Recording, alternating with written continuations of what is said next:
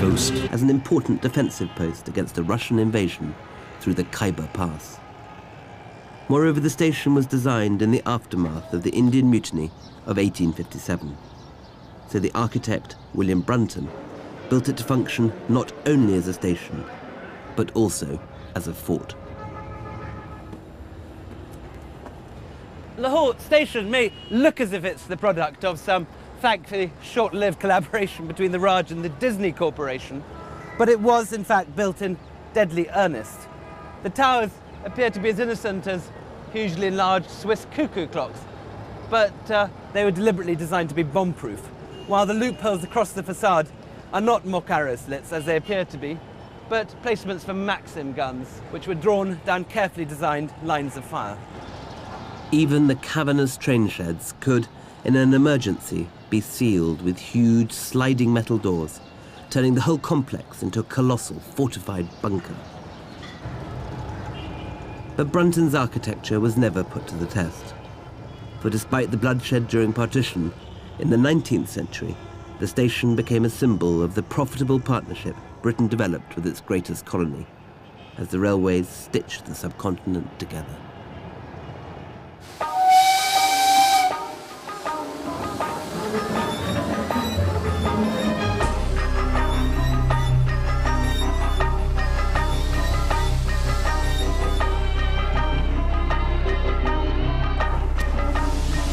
In an age when we look upon steam trains as objects of nostalgia, it's difficult to take in the sheer scale of the railway revolution in India. Before the arrival of the railways in 1850, travel meant months of struggle over primitive dirt roads. Just 50 years later, 23,000 miles of track had been laid. It was the biggest and the costliest construction project ever undertaken by a colonial power. Engineers looped tracks over the steepest mountains in the world, sunk foundations into the billowing deserts, bridged rivers as turbulent as the Ganges and the Indus. As journey time shrank, India became aware of itself for the first time as a single, unified nation.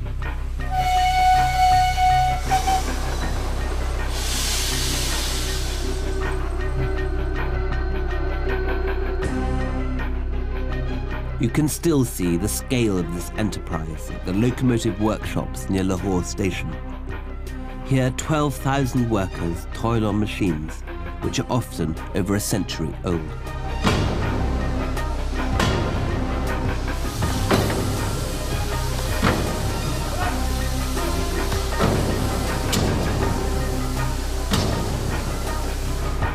By the mid-19th century, the railways became a symbol of all the Raj liked to pride itself on being: intrepid, pioneering and up-to-date, on the cutting edge of the Industrial Revolution.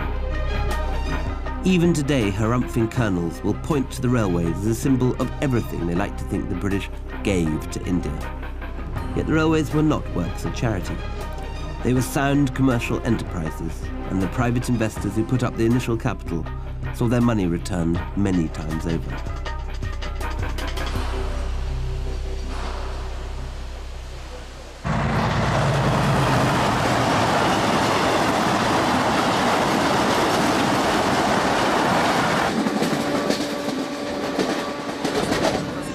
Myself, I'm from England. I'm a humble traveller. The railways also brought social change, but there could be no caste or social distinctions in a railway carriage. You just bought your ticket and you took your place. For the first time in Indian history, a Maulvi who spent his days contemplating the glorious Quran might find himself sitting next to a Hindu untouchable who spent his days skinning dead cows. For better or worse, India was on the move.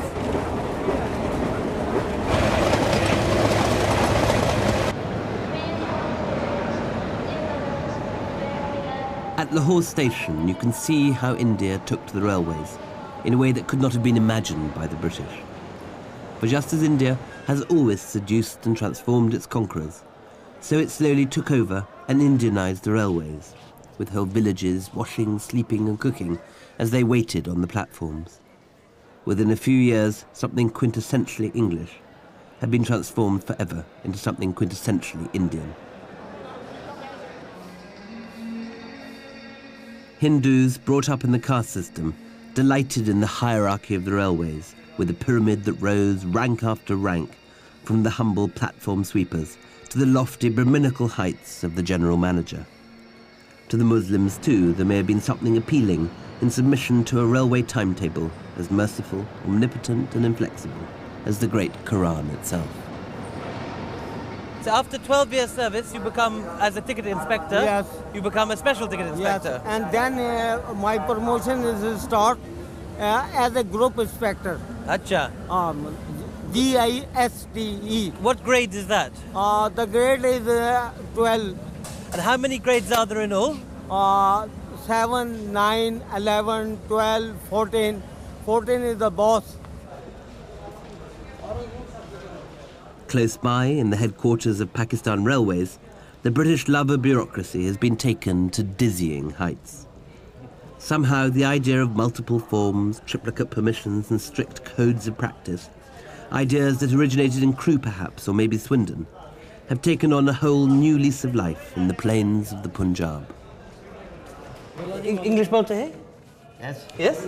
What do the corporate plan 1997 to 8. Yes. So this is where all the forms that are filled in, they all end up in here? Is that all these? So when we fill up a form at the station in triplicate, it goes here?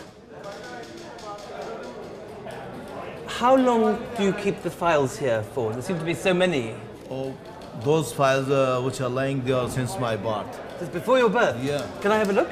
Yeah, why not? Thank you so much. Well, looks as if we've got some fantastic examples of Pakistani bureaucracy.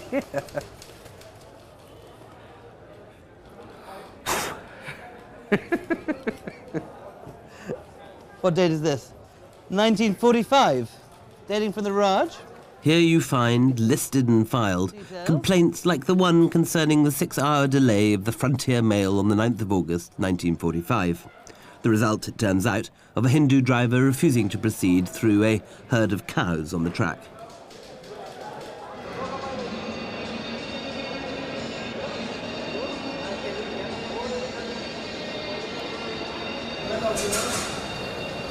Assalamu alaikum, Bhai Sahab. This is number 3 window? Yes, yes. Is this the right one for Gujarat? Contact the information office. Not right, this one. Acha, thank you. Is this the information office? Yeah, this is ladies' window. Please attend this counter. Gentleman next door. Thank you. This is the information office. Yeah. Can I get a ticket for Gujarat here? Yes, you can, but from next office. Which window? From 1 number window. Bhai Sahab, this is window number 1. Yes. Can I have a ticket to Gujarat? Which class? AC. AC class. You go to window number 3. I've been to number 3. Yes, window number 3. Okay. Bhai Sahab, I'm back again. Can I have a ticket to Gujarat? Yes. But last time you said to go to the information office. Well, Now it's okay. it's okay. Okay. Can I have one ticket to Gujarat? Today there are still a few left to remember the station at the height of its glory. Khwaja Bilal was the station master before independence. Lahore station जो है ना जब मैं student था उस ज़माने से मैं यहाँ आता था और हमारा कॉलेज भी यहाँ से आती था तो उस ज़माने से मैं इसको जानता हूँ लेकिन पार्टीशन से पहले जब पार्टीशन डिक्लेयर हो गई है तो लाहौर स्टेशन जो है ये एक खूबसूरती का एक निशान था यहाँ काम इंक्वायर्ड आदमी होते थे वेल ड्रेस्ड यूनिफॉर्म देखने वाली बटन पॉलिश हुए हुए कैप और डोरियाँ लगी हुई सुनहरी और लाइट के साथ उनको चमकते होते यूनिफॉर्म थी अंग्रेज़ ने एडमिनिस्ट्रेशन रखी है उसका कोई जवाब नहीं.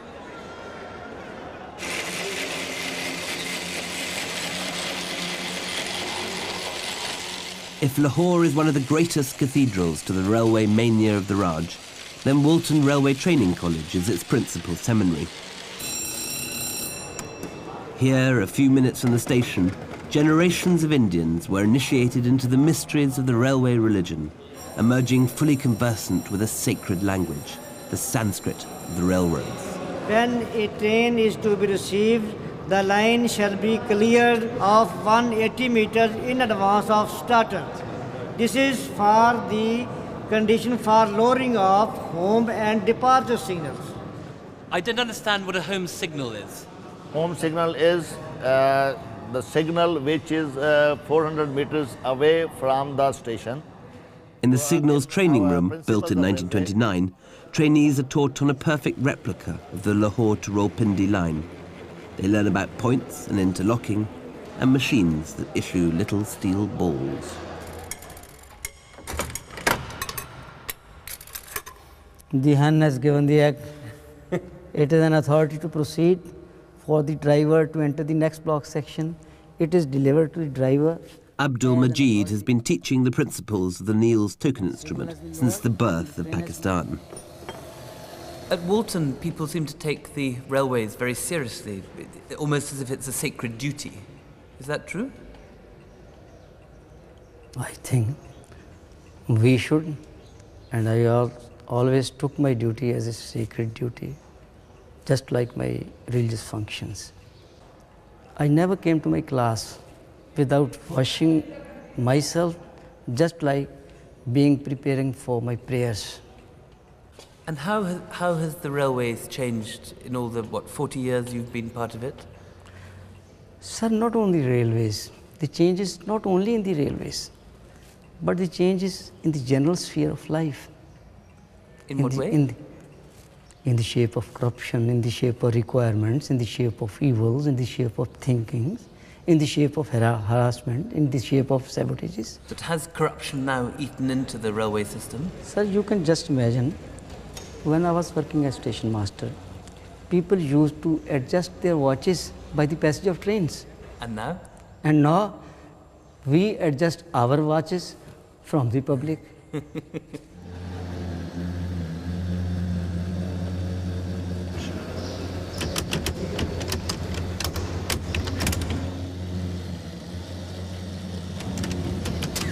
Not as easy as it looks.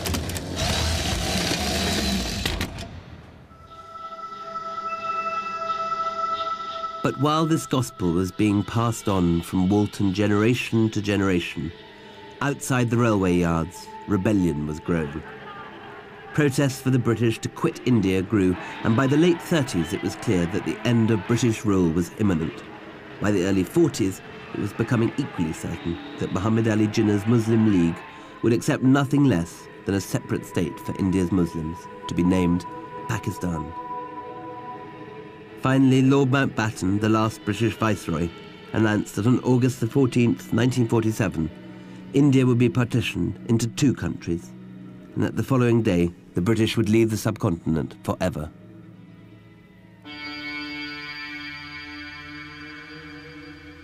Lahore became part of Pakistan, just 15 miles from the Indian border.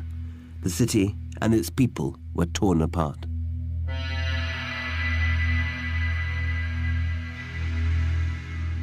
Thousands of Hindus and Sikhs fought their way to the station to flee to India, as the trains arrived bringing thousands of Muslims to their new homeland. The station became a battleground. Barely suppressed religious hatreds rose to the surface between the two rival streams of refugees. And the violence erupted. The slaughter began.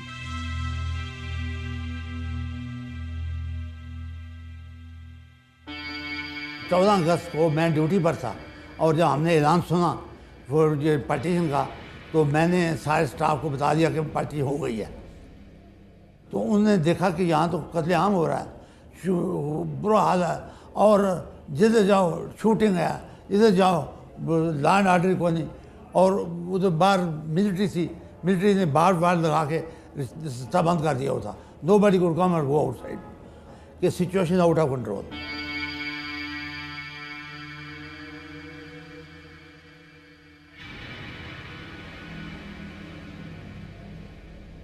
I was in charge of an area which was very highly explosive. Reports came in that as the trains streamed in from India and Pakistan, that there were a lot of dead bodies in them. Those coming from the interior of what is now Pakistan had dead bodies of non-Muslims, and those coming from India had Muslim dead bodies. And there was a free-for-all at the Lahore railway station, and people had taken over the overbridge to stop non-Muslims leaving. They had captured the overbridge and had mounted machine guns on it. So I, with a little force that we had in those days, I rushed to that place and we cleared the overbridge. सुबह 8 बजे 9 बजे करीब ये Bombay express वहाँ से आई via Bathinda Delhi से, उसमें तकरीबन 1,500 आदमी होते हैं, तो वो सारी खाली थी. There dead body lying there on the letters में, सीटों के नीचे मरे पड़े हैं आदमी. और सारी ट्रेन का हमने पता किया, कोई आदमी जिंदा नहीं था. सिर्फ एक आदमी आया, उसने कहा जिससे मैं बचाऊँ. ये बठिंडे स्टेशन पर कत्लेआम हुआ था, सबों ने कत्ल कर दी. तो मैं ड्राइवर के पास गया, ड्राइवर अंग्रेज था, उसने मुझे पनाह दी, ये गेम मी रिफ्यूज. तो मैं उसके ऊपर इंजन पर जाके उसे पानी के टैंक के अंदर चुप गया. और सिख आए और उन्होंने देखा कि आदमी है कोई, उन्होंने कहा कोई नहीं जाने. तो I saved my life. The only one man saved out of 2000.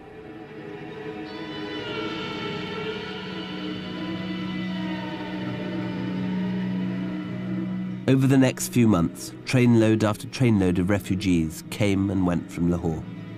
A young Lieutenant Wajahat Hussain, just 19 years old at the time, was in charge of a military train. He remembers the scene as he neared the station.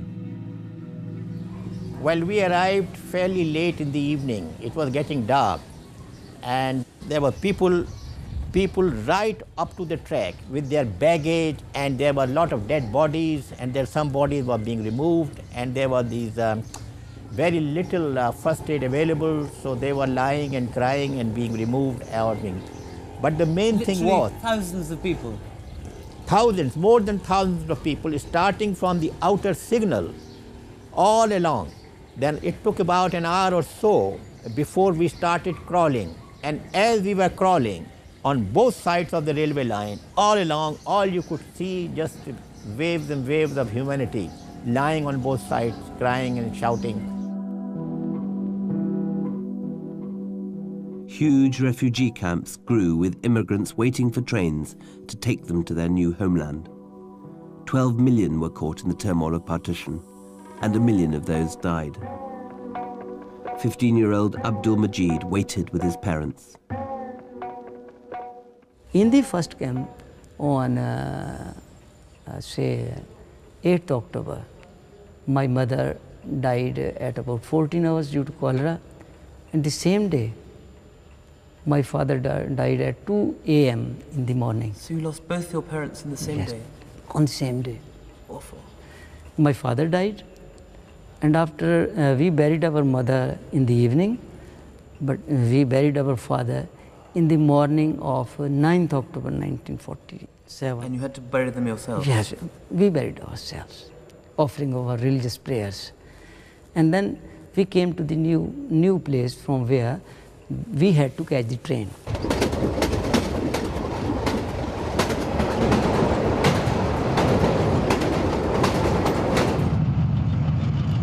So I entered the train started. When I passed the Beas River in the morning, I say number of corpses being scattered in the riverbed. How many? A few? About hundreds. Hundreds? Yes, hundreds, in hundreds, from point to point, being eaten by crows, dogs and kites, giving bad smell. We crossed Pakistan border from Atari at about 15 hours in the evening. We were stunned when people said Pakistan Zindabad. Then we thought we are still alive.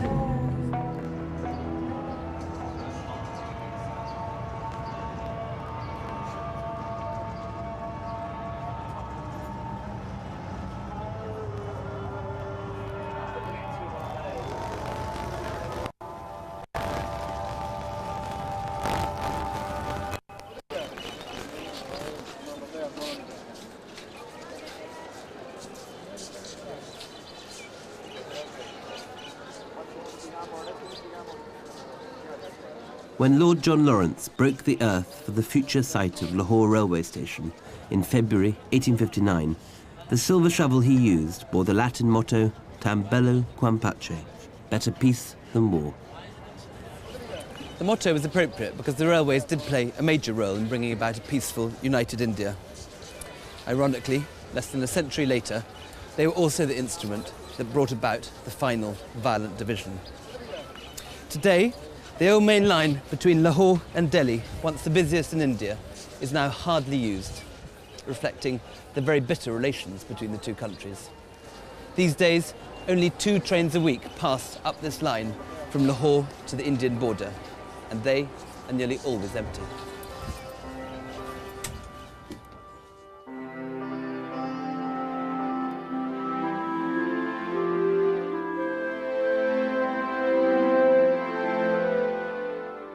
Next Saturday at the same time, William Dalrymple explores the lavishness of the city of Lucknow.